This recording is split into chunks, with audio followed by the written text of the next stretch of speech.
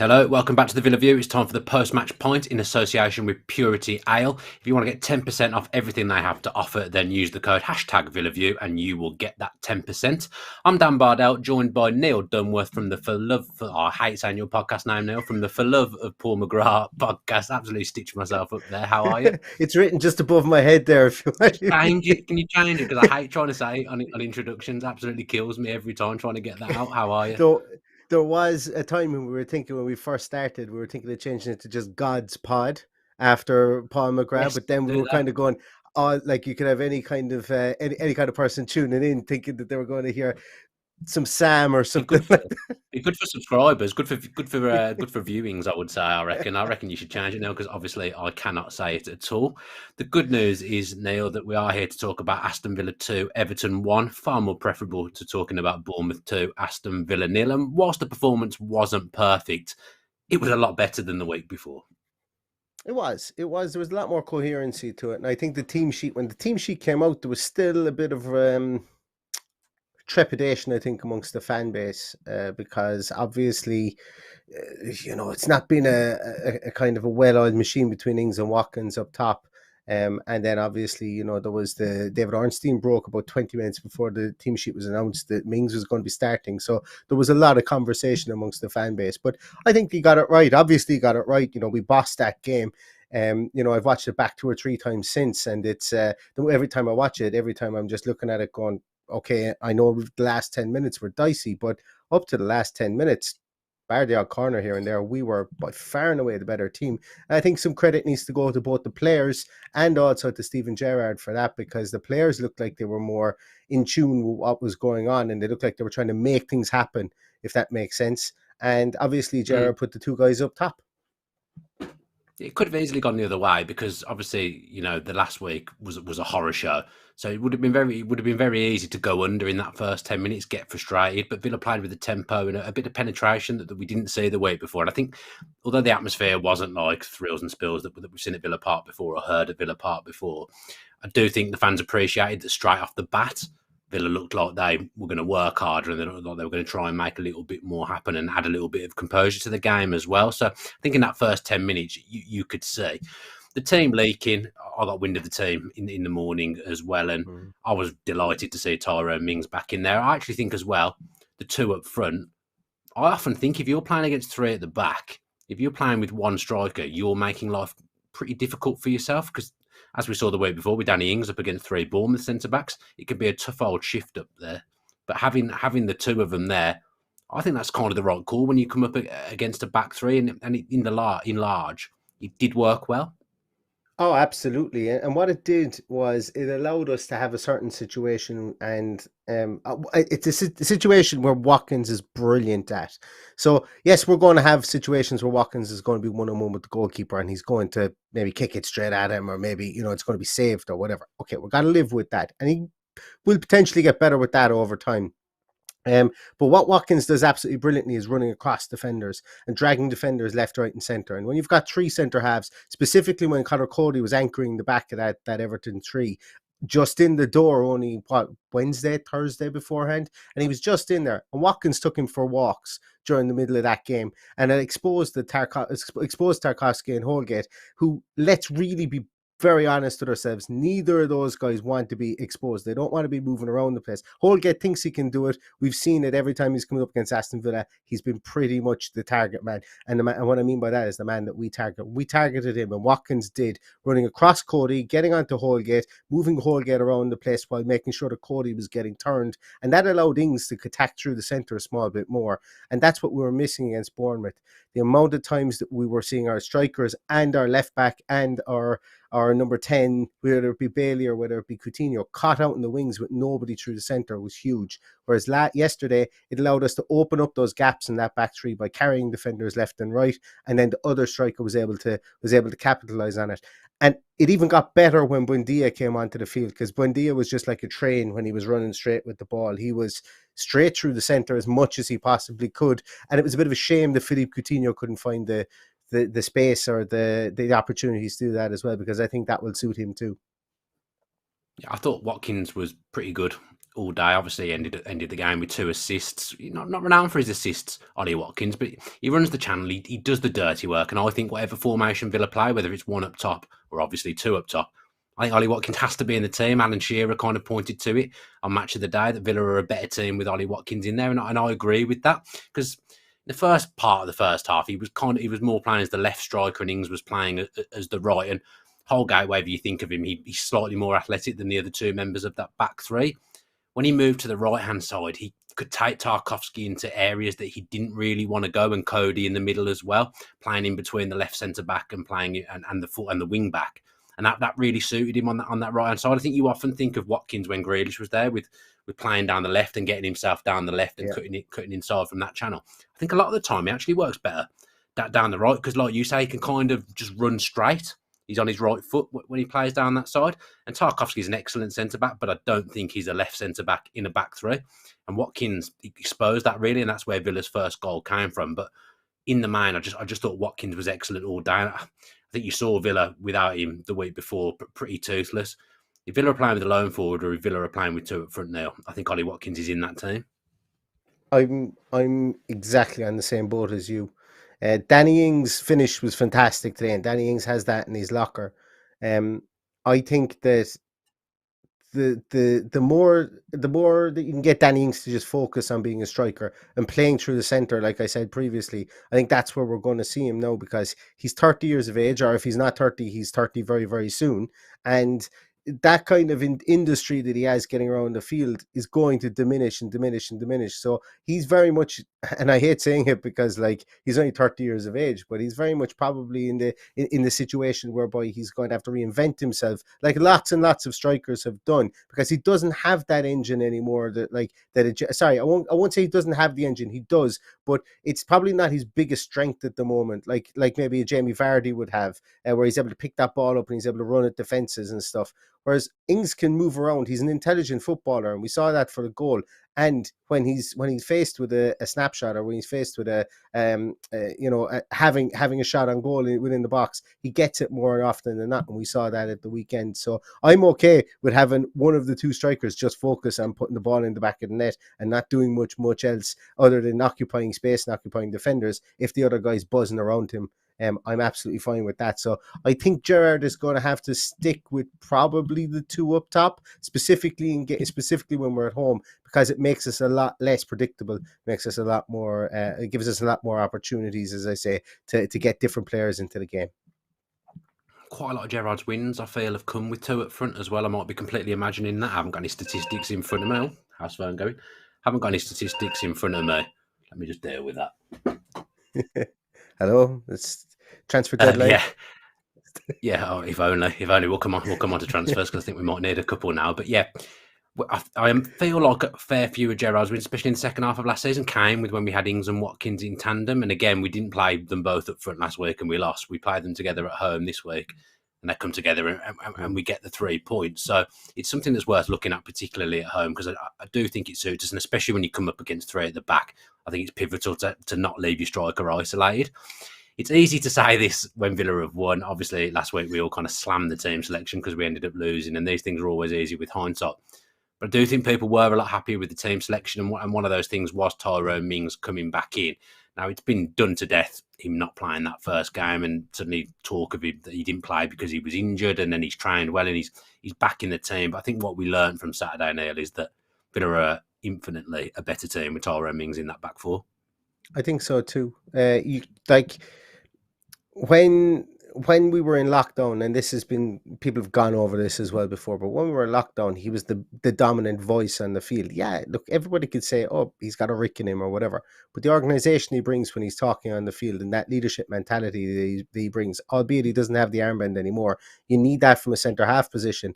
I don't know. I couldn't stand here and say that Konsa has or hasn't got that. But you've got Diego Carlos beside Konsa in the first game. Diego Carlos doesn't speak the language. So, yes, he's going to be able to intimate the players. But it's very hard to communicate with somebody if you don't speak the language very well. So, for me, having Mings in there beside him, having that bellowing voice, people be able to move people around, direct people specifically. And I know corners weren't exactly our forte, considering there was one or two that went astray. but still that organisation that he brings is it's worth it. And look, I'm going to say it straight out now. Carlos is injured. Mings is our best defender, and he's, for me, he's probably first name on the team sheet after Emi Martinez now because of the circumstance that we find ourselves in. Only left-sided defender now, as well. I suppose Courtney Hawes is injured at the moment. We're not sure what's happening with his future. Been heavily linked with a move to Watford. I imagine that will probably be on the back burner unless Villa gets someone else in. But yeah, Tyrone Mings, I will say he didn't make a difference to set piece defending because we still looked absolutely all over the place from set pieces, particularly in the first half. I don't remember us struggling that much with set pieces last season. Can you put your finger on why every corner that comes in now looks like it might end up in the back of the net? I can't. Against Bournemouth, I could. And then I was looking for exactly the same thing against Everton, but it was changed up. And we changed the way that we defended corners. Against Bournemouth, we went back to the old adage of John McGinn takes the back post and gets out-muscled by a big, massive centre half. And that happened a couple of times against Bournemouth. In this game, John McGinn was nowhere to be found for marking, which, look, I don't mind if he marks or not, because sometimes he does it okay, but there's always a height differential with John McGinn. In this game, we went more so man for man, and we had somebody on the back post, but we didn't have somebody marking at the back post, if that makes sense. And it didn't really tend to cause us a lot of problems. But what it did cause was we were kind of almost too compact in there. And it was turning what probably should have been a 50-50 ball into maybe a 70-30 ball for Everton, because if you've loads of bodies in there and if you've loads of opportunities for Everton players to block in that kind of traffic jam that happens inside there, well, then that's going to be a forwards market, or not forward market, but an attacking team's market, because they're going to know that whether it's going to be an in-swinger or an out-swinger, they're going to know what the call is from the corner kick taker as well. Saying that, Villa should be well able to defend corners or defend any corners. Like, every one of those players that were out there are renowned for being should I say Mings and Carlos are renowned for getting blocks in, getting headers in and stuff like that. So it's definitely an area of concern and an area that we need to work on, specifically as the year goes on, because it's very demoralizing to consistently start conceding goals from corners or from set pieces. All you got to do is ask Brendan Rodgers last season, when every time there was a corner, the commentators' curse would happen and they'd mention it, and Leicester were leaking goals from corners and set pieces, and you don't want to get a reputation like that, because it becomes mentally very hard to recover from that.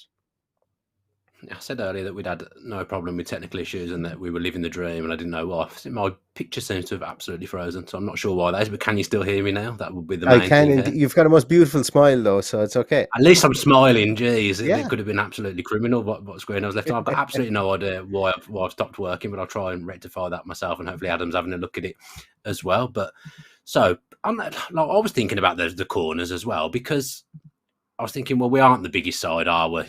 Diego Carlos had come in and made us a little bit bigger. Kamara as well, he's 6 foot odd, I think. I was looking at Everton and thinking, well, the two of their centre-backs are barely 6 foot in Holgate and Cody. They're not playing with the striker.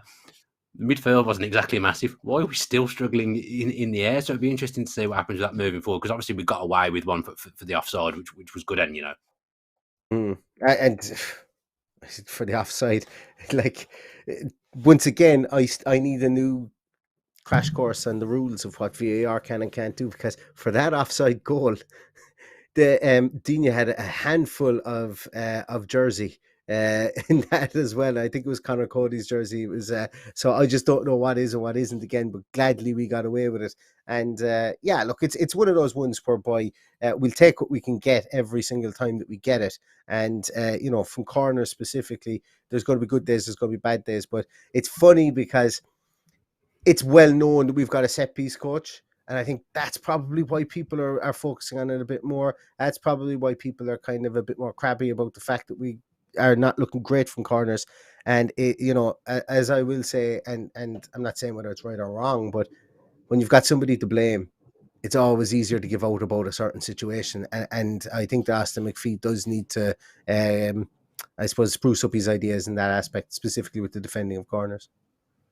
Yeah, you'll notice that I'm now back on the screen properly. I did a very ambitious reset whilst you were talking, and it actually worked. So that was good. Fixed it myself, I believe. Wow. Coming on leaps and bounds at the Villa View, fixing technical issues myself on the fly whilst we're on a show.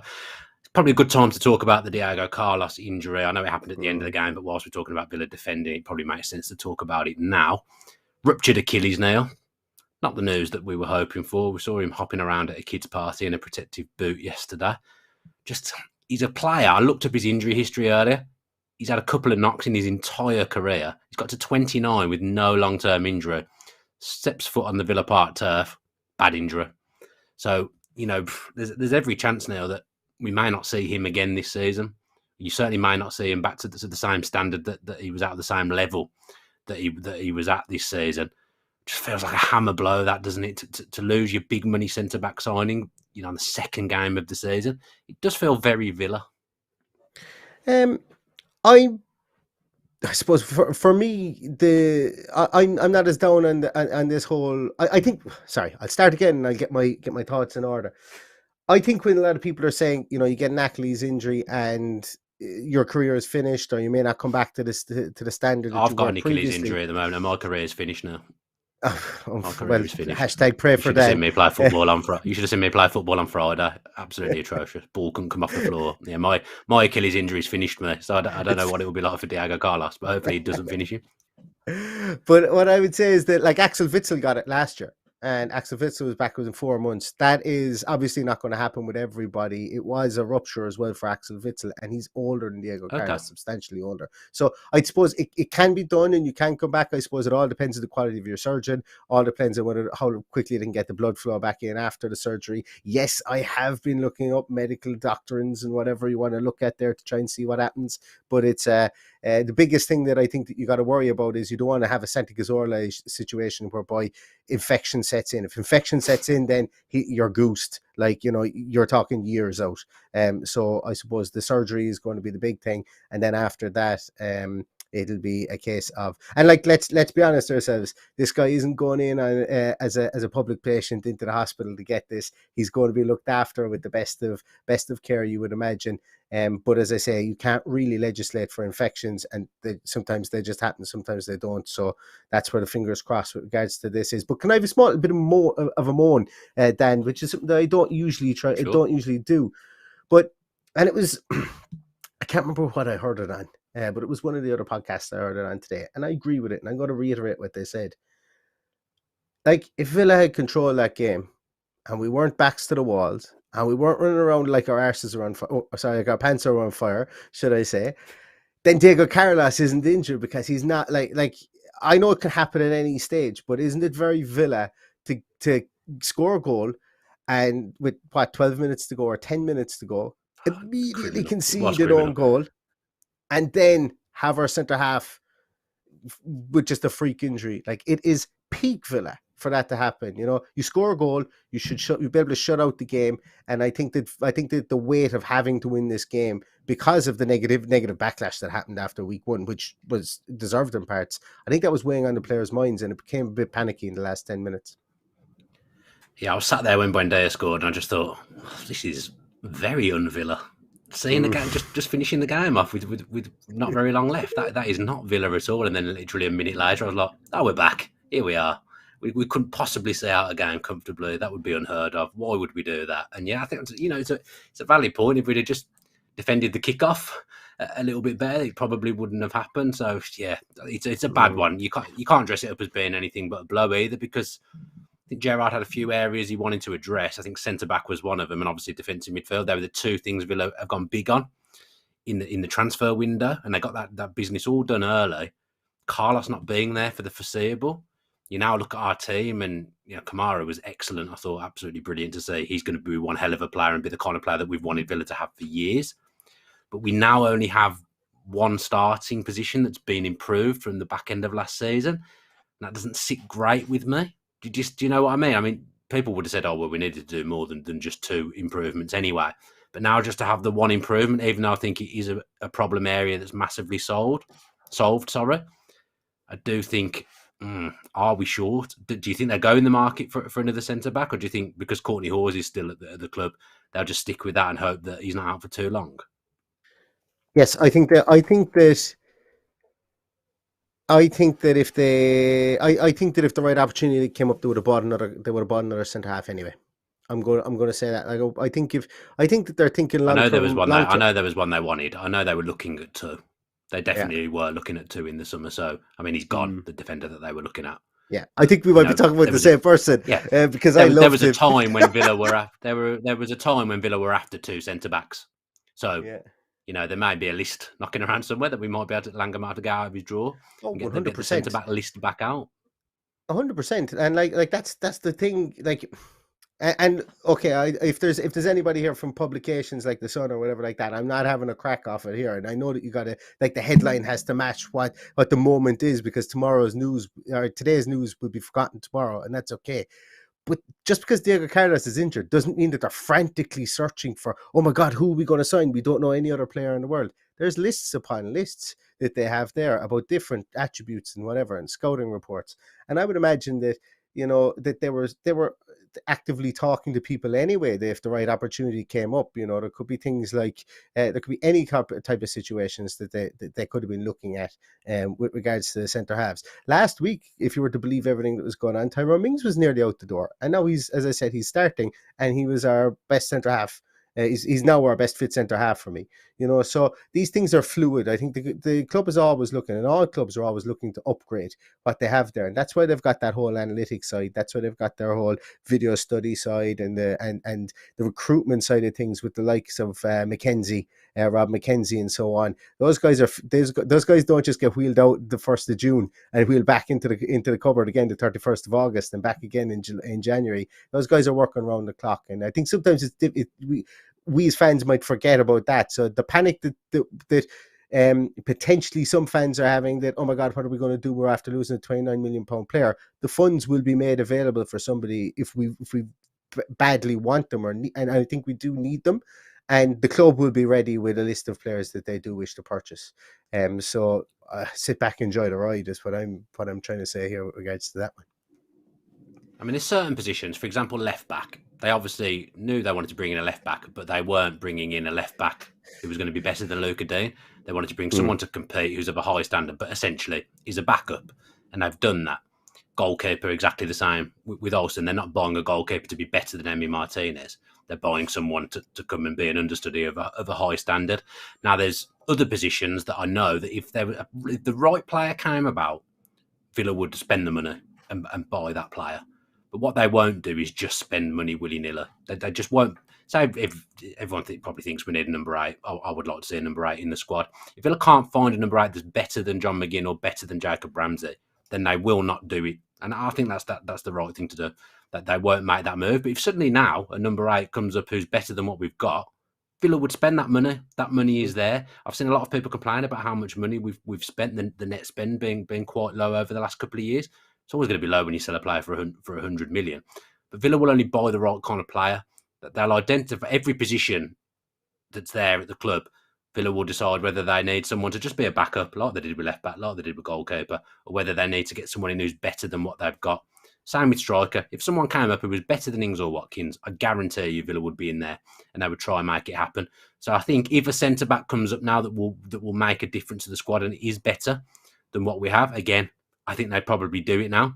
If they don't, then they'll go with what they've got. That's just where we're at with Villa. That's how we operate. And I've got to be honest, I agree with that.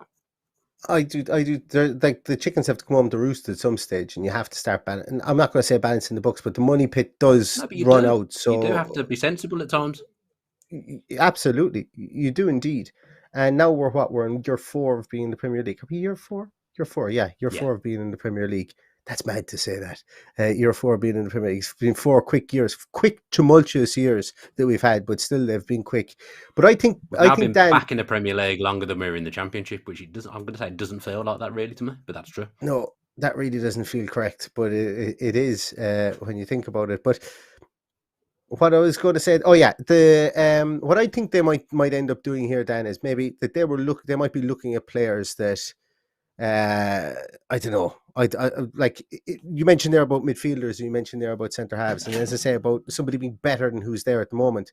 But what they might do is they might look to expedite maybe a player that they're looking at that maybe 21, 22, and might have the raw tools for this. And I think the centre half discussion is perfect for this, because what they might do is they might look at somebody who they think is on the right trajectory, and they might bring him in and have him sit as maybe the fourth defender. And while people might think that, oh, well, what's the point? Look, we've lost maybe our number one defender, our number two defender. If we bring someone in, he sits as a fourth defender. Well, then what's the point in doing that? And I completely understand people's thought process from that point of view. But if you can get somebody into your system, give them 4, 5, 6, 7 weeks to learn without them having to be thrust straight into action straight away, and then get them up to speed with the Premier League, with Premier League training, Premier League facilities, training with Premier League standard players or whatever, and get them up to speed that way without having to rush them into competition. I think Villa might end up doing that maybe with somebody that they would see promise in, maybe somebody that they've been monitoring, that they might be looking to maybe purchase next year, because I think regardless of whether Carlos was here or not,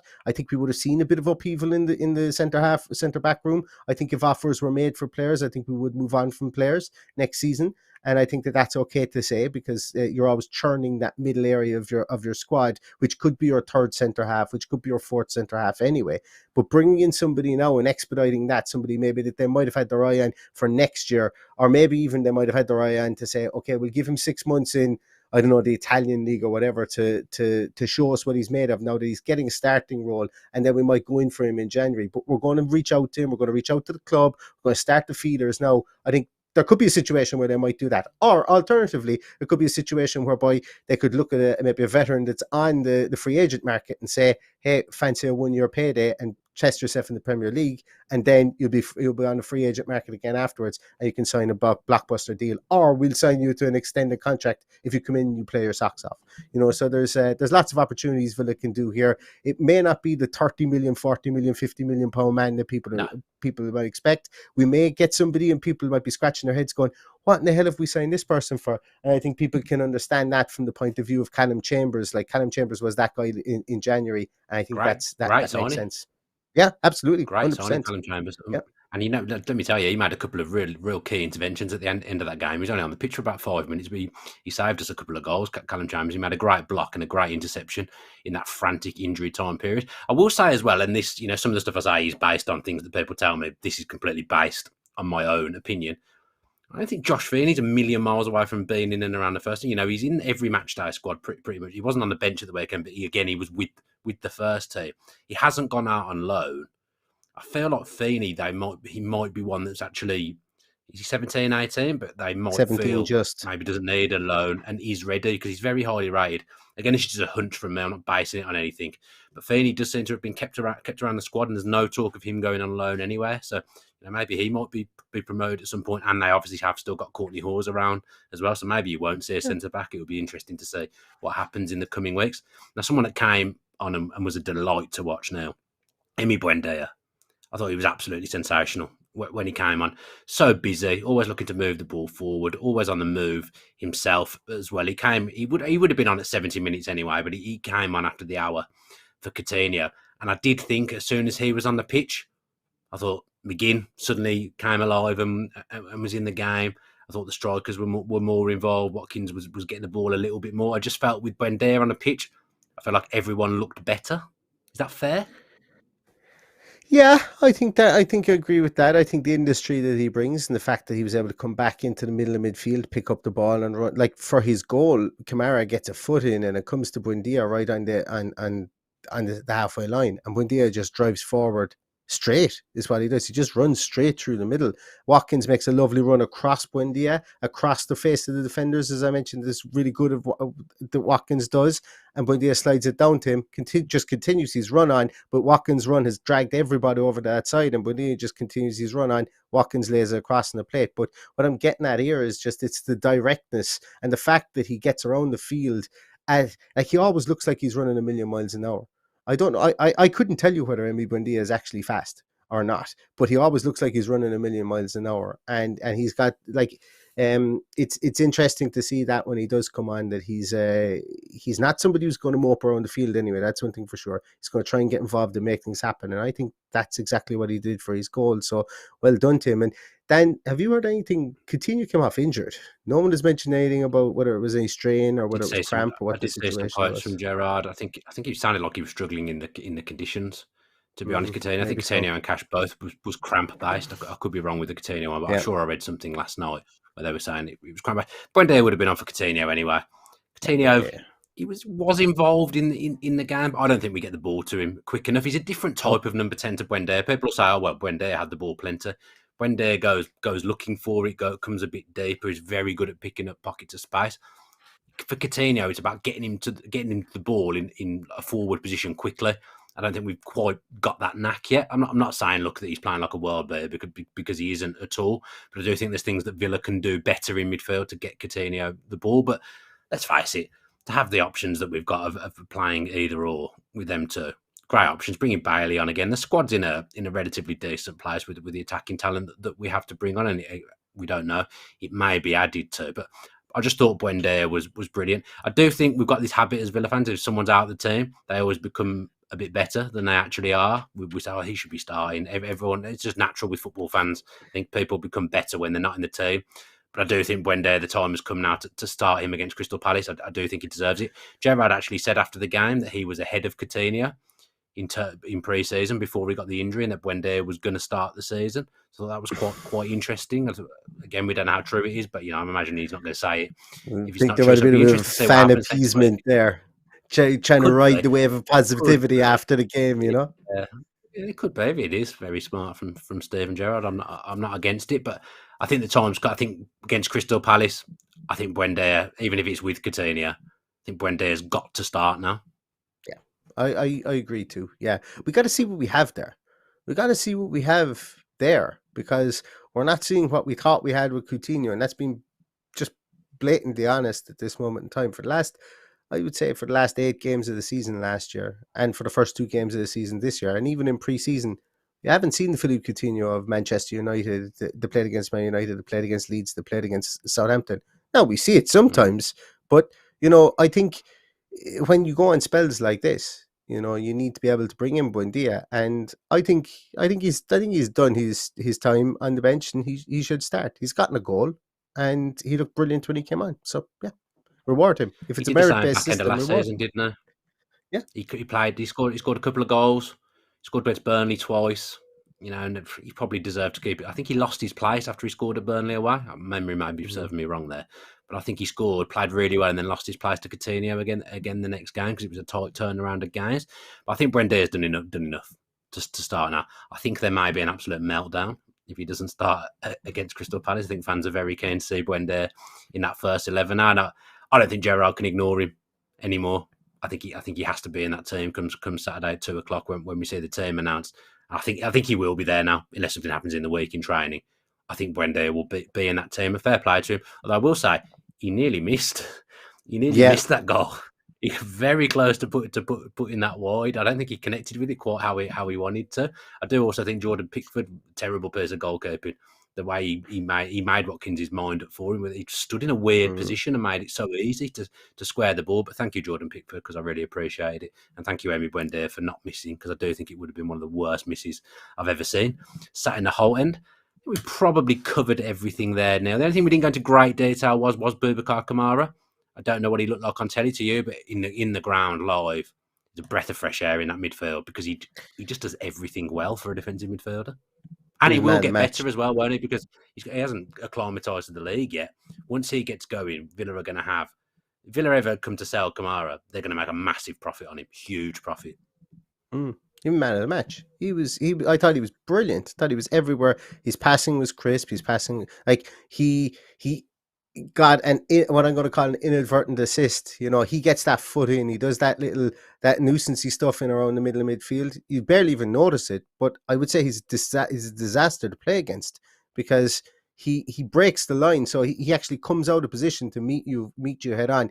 And he doesn't hit you with this big crunching tackle like a Lee Cattermole or somebody back in the day. He doesn't need to do Lee that. He Cat of just all gets the that players that could have come out your mouth there, Lee Catamol's the one you've gone with. Not Roy Keane. because he had Lee, Lee Catamol. Lee Cattermole had nothing other than a 2-footed tackle in him. That's all he had. That's all he had as a player, and he got away with it. And well, I think he might, if I'm not mistaken, I think he could be up there with one of the most red carded players in the league. But Kamara just gets in and he gets these little flicks, and you're like, oh, Joe, there's annoying ones when you just flick the ball away from you, and you're kind of like, damn it, I nearly had it. And if I got past you, I would have had a clear shot and goal, or would have had clear space. So fair play to him. He knows how to play the game. He looks very cultured, and as I say, we'll see more and better things from him as the year goes on. I'm glad he's not like Lee Catamol. I wouldn't be very, very happy if Villa had signed a Lee Catamol French hybrid. I would not have been happy with that at all. I think, he's got a lot of facets in his game that are impressive. Kamara, his weight of pass, absolutely spot Yes, on. He doesn't really give the ball away. Like you say, he doesn't need to slide in or dive in because his anticipation and his positioning was just top class. Just always in the right place. And I like what you've picked up there. You're saying that he probably comes out a bit further than you'd want your defensive midfielder to at times, but he does get there. Sometimes when Luiz plays there, he gets caught because he's come and he's not got it. You don't really have that worry with Kamara because he comes and he gets it, he times it to perfection. Obviously, there'll be times when it goes wrong, but do you know what I mean? When Luiz has got a lot of nice things to his game, but when he's played as that 6, he gets caught out of position too much because he's too eager to yes. come and get the ball. Kamara, he is eager to come and get the ball, but he kind of does it at the right time.